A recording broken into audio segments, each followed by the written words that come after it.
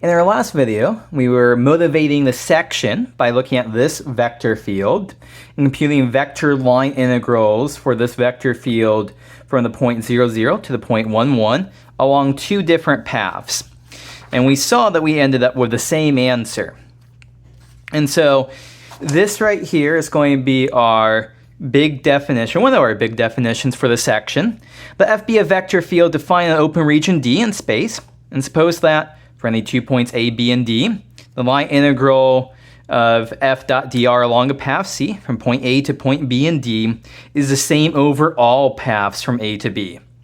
Then we say that the integral over C of f dot dr is path independent in D, and the field F is conservative in D. So what is going on here? We showed that the integrals over these two different paths were the same. This is something even stronger, and that turns out to be true for this case here. This says that no matter what path you take from A to B, you get the same answer. So our answers were 1/3. So along this path we got a third. Along this path we got a third. If we went from 0, 0 to 1, 0 and then up to 1, 1, we will also get a third. If we did some really weird path moving all the way around and did that, we would end up with 1/3. That we have a path independence property. We haven't shown that yet, but I'm asserting that here, and this is a good illustration. And then we see that the field F is conservative on D. So the reason why this works is F is a conservative vector field. We'll show that throughout these videos. But that is the motivation for the section. And then, as it turns out, there's one more thing, one more important definition up front. If you remember, the title of the section was path independence, conservative vector fields, and potential functions. We just did path independence and conservative vector fields. Here's potential functions. If F is a vector field defined on D, and F is the gradient of little f for some scalar function f on D, that's a function of a couple variables here, then we call little f a potential function for big F. So if little f, if you take the gradient of little f and you get big F here, little f is a potential function for big F. And so something that we'll show later on, we'll state it as a theorem, is that if f is conservative if and only if f has a potential function. I'm slightly simplifying things. I'm sweeping some things under the rug here. This works for an informal statement of what's going on.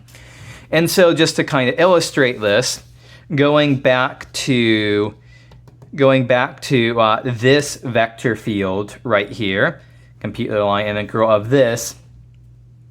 If we take, let's say, okay, big F is equal to x squared y, x cubed over 3. Then little f, if we take little f to be, let's see here, if we take little f to be x cubed y over 3, then the gradient of little f, when we take the x partial derivative, we get 3x squared y over 3, which is just x squared y.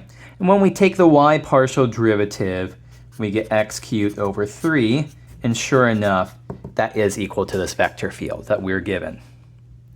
So this is the punchline that we'll get to. F is conservative if and only if f has a potential function. Let me just point out that not all vector fields have potential functions. So, for example, if we were to take f to be a vector field y comma 0, this does not have a potential function, and so this is not conservative. We'll discuss this more later on. one easy way to see this is that if there were some little f, so that the gradient of f is equal to the big F, the partial derivative of little f with respect to x would have to equal y, and the partial derivative of f with respect to with respect to y would equal 0. That's just, the partial derivative of f with respect to partial derivative of f with respect to x, that gives us the first entry in the gradient. Partial derivative of f with respect to y gives us the second entry in the gradient. So we have these two partial derivatives. If we then take the partial derivative of this with respect to y and the partial derivative of this with respect to x, well, we would get 1 over here and we would get 0 over here, and these aren't equal, but these are mixed partial derivatives. These should be equal.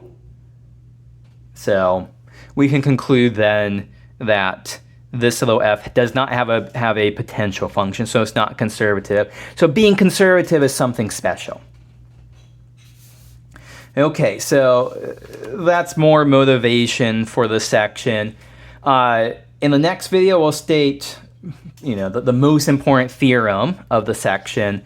But before we get there, I want to state just a couple of quick definitions here.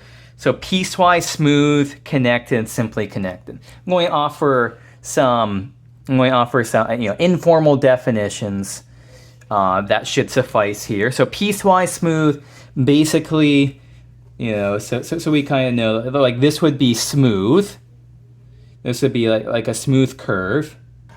And so the thing is that if we have these sharp edges in our curve, this is not smooth, but we can break it down into a union of chunks that are smooth. This is smooth, this is smooth, this is smooth, this is smooth, so this is smooth. For connected, this means our informal definition is just going to be any 2 points can be joined. So connected region, any 2 points can be joined by a smooth curve in the region. So this is a connected region. This point here and this point here, we can connect it by this smooth curve. But our region, we could have a region that consists of everything inside of here and everything inside of here. In this case, this is not connected. There's no way to go from here to here. And then simply connected, this is basically my informal way of stating this is there's no holes. So this would be simply connected, there's no holes in it, but something like this is not simply connected because there's a hole in the middle of our donut. Another way, a more mathematically precise way to express it, is that for this loop right here, we can't shrink this loop down to a single point. So like this loop here, we can kind of shrink down till we get to a single point. But this loop here, we can't shrink down to a single point without going outside of our region.